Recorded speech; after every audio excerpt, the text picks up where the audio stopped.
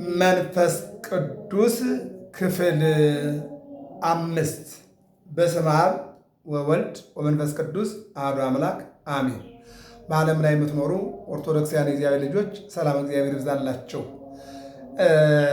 ከትንሣኤው 40ኛው ቀን በዓለ ዕርገት ይባላል። ከትንሣኤው 50ኛው ቀን በዓለ ጰራቅሊጦስ ይባላል። ከዕርገት 10ኛው ቀን በዓለ ጰራቅሊጦስ፣ በዓለ ጴንጠቆስጤ፣ በዓለ መንፈስ ቅዱስ ይባላል። ይህም በተመለከተ ተከታታይ ትምህርት እየተማርን ያለነው ክፍል 5 ላይ ደርሰናል።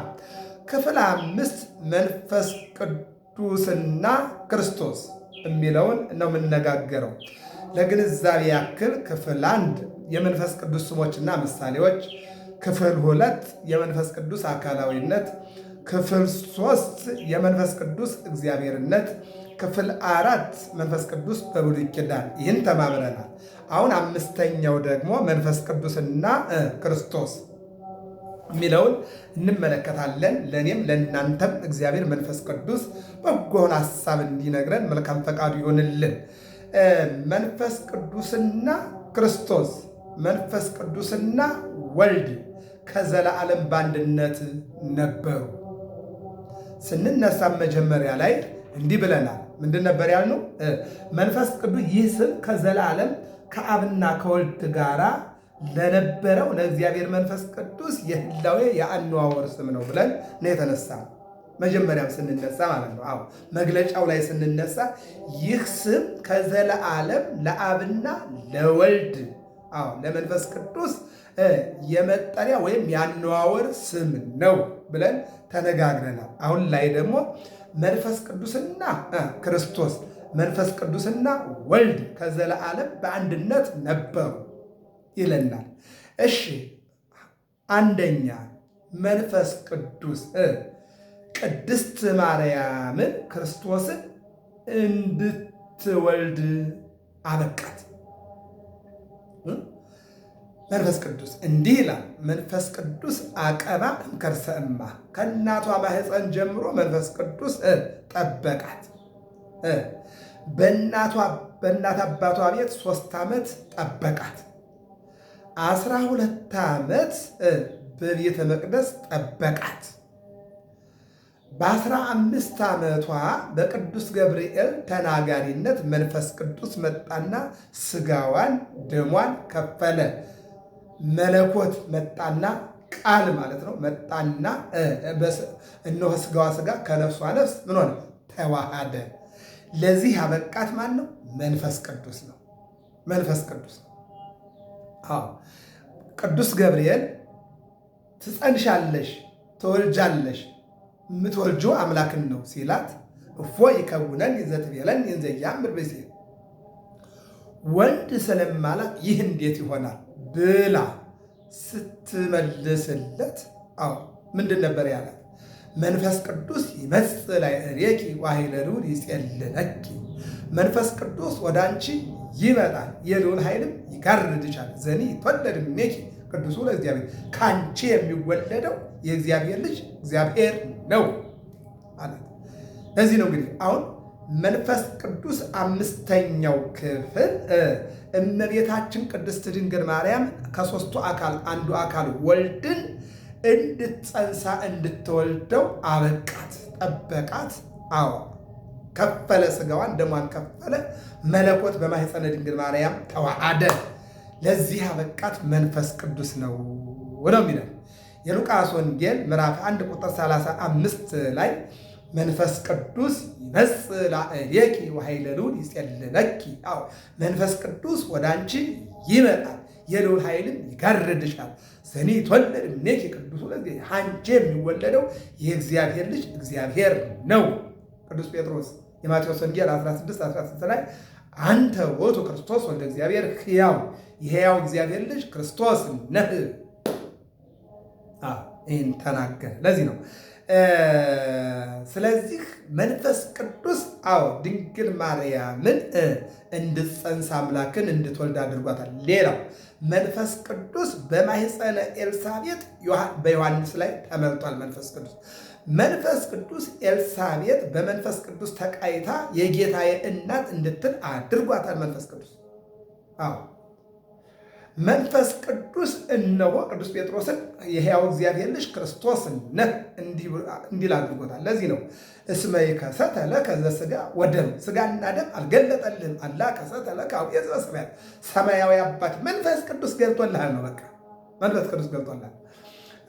አንደኛው ይህ ነው። ሁለተኛው መንፈስ ቅዱስ ኢየሱስ ክርስቶስ ሲጠመቅ በራሱ ላይ ወረደ። የሉቃስ ወንጌል ምዕራፍ 3 ቁጥር 22 ላይ፣ የማቴዎስ ወንጌል ምዕራፍ 3 ቁጥር 13 ላይ ለኢየሱስ ክርስቶስ 30 ዓመት ሲሆነው ለዮሐንስ መጥምቅ 30 ዓመት ከ6 ወር ሲሆነው፣ እንደሚታወቀው ዮሐንስ መጥምቅ ጌታችን ኢየሱስ ክርስቶስን 6 ወር ይቀድመዋል። መስከረም 26 ቀን ዮሐንስ ተጸነሰ፣ ሰኔ 30 ቀን ተወለደ። ጌታ ደግሞ መጋቢት 29 ቀን ተጸነሰ፣ ታኅሳስ 29 ቀን ተወለደ። 2 ዓመት ከ6 ወር ሲሆናቸው ጌታም ወደ ግብፅ ኢትዮጵያ ተሰደደ። ዮሐንስ መጥምቅም ወደ ሲና ከእናቱ ጋር ተሰደደ።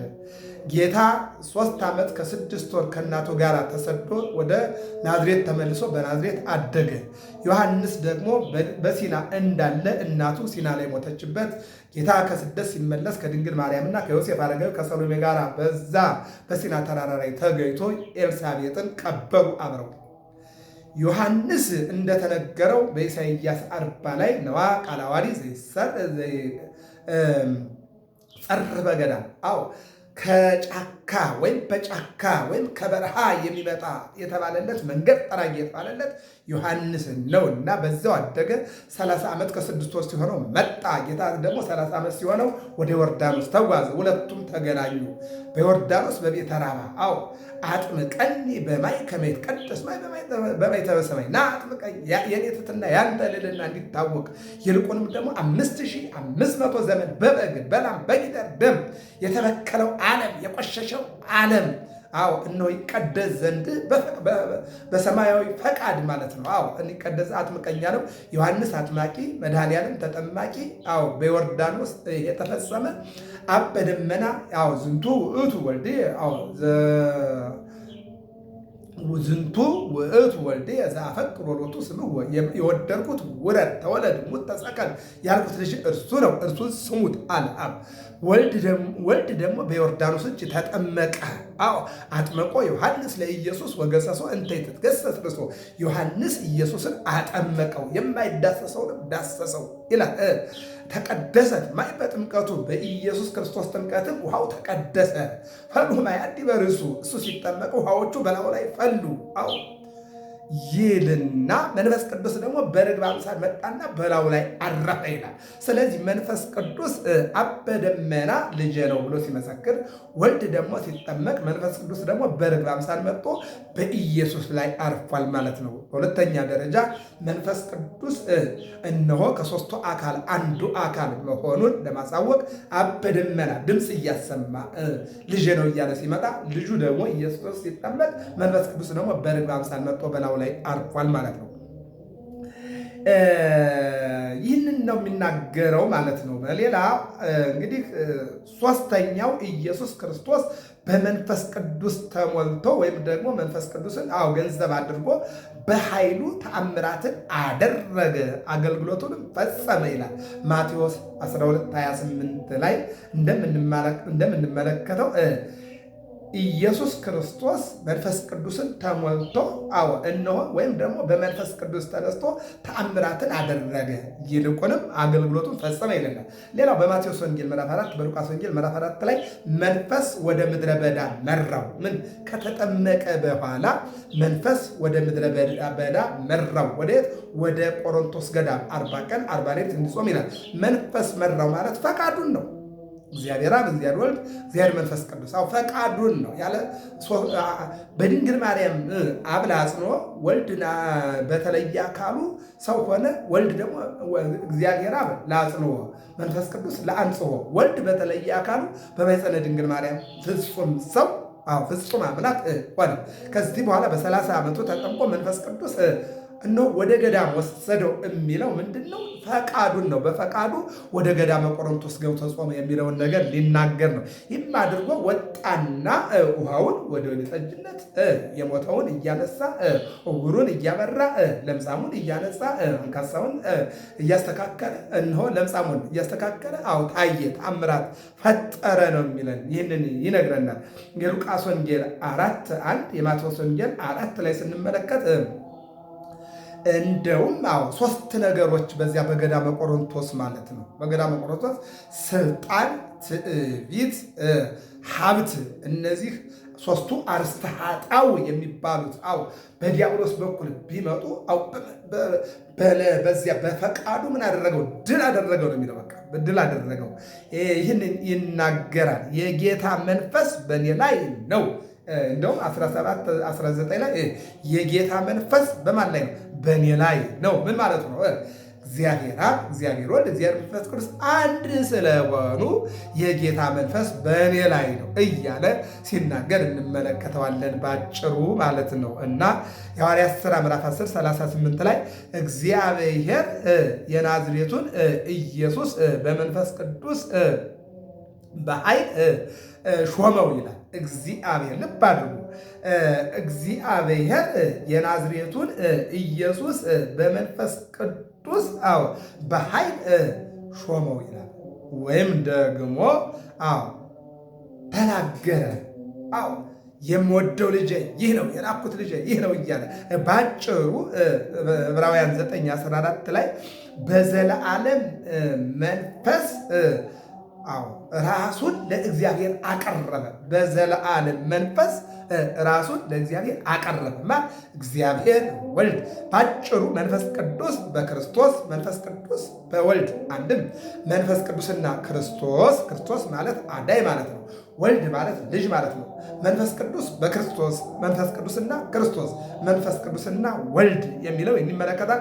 አራተኛውና የመጨረሻው አሁንም መንፈስ ቅዱስ ስለ ክርስቶስ ይመሰክራል። አሁንም ዛሬም ማለት ነው። አሁንም መንፈስ ቅዱስ ስለ ክርስቶስ ይመሰክራል። የዮሐንስ ወንጌል ምዕራፍ 15:26 ላይ እንዲህ ይላል። አሁንም መንፈስ ቅዱስ ይመሰክራል፣ ይመጣል፣ ይመሰክራል እያለ ይናገራል በዮሐንስ ወንጌል ማለት ነው። አሁንም ዛሬም ነገም ከነገም በኋላ ይመሰክራል ይላል። የመጨረሻው የዮሐንስ ወንጌል 16:14 ላይ ለእኔ ብሎ ወስዶ ለእኔ ብሎ ወይም ደግሞ ከእኔ ከእኔ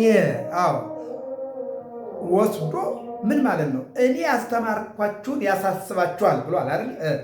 ከእኔ ለእኔ ባለኝ ለእኔ ካለኝ ወስዶ ለእኔ ካለኝ ወስዶ ይነግራችኋል። ለእኔ ካለኝ ወስዶ ይነግራችኋልና ምንድን ነበር ያለ? እኔ ያስተማርኳችሁን እኔ የነገርኳችሁን ያሳስባችኋል ብሎ ነበረ። አሁን ላይ ደግሞ ምን አለ? ለእኔ ካለኝ ወስዶ ይነግራችኋል። ማን ነው? መንፈስ ቅዱስ። ለእኔ ያለው ማን ነው? ወልድ። ባጭሩ መንፈስ ቅዱስና ክርስቶስ መንፈስ ቅዱስና ወልድ በዚህ አይነት መልኩ ይገለጣሉ ማለት ነው። ገብረ መስቀል ሚዲያ ነው። ሰብስክራይብ፣ ላይክ፣ ሸር አድርጉ። ገብረ መስቀል ዩቲዩብ ብላችሁ ግቡ። አምስተኛው የመንፈስ ቅዱስና የክርስቶስ የመንፈስ ቅዱስና የወልድ ግንኙነት ወይም ደግሞ አንድነት ወይም ህብረት ይህን ይመስላል። ተከታተሉ። ሰላም እግዚአብሔር ከሁላችን ጋር ይሁን።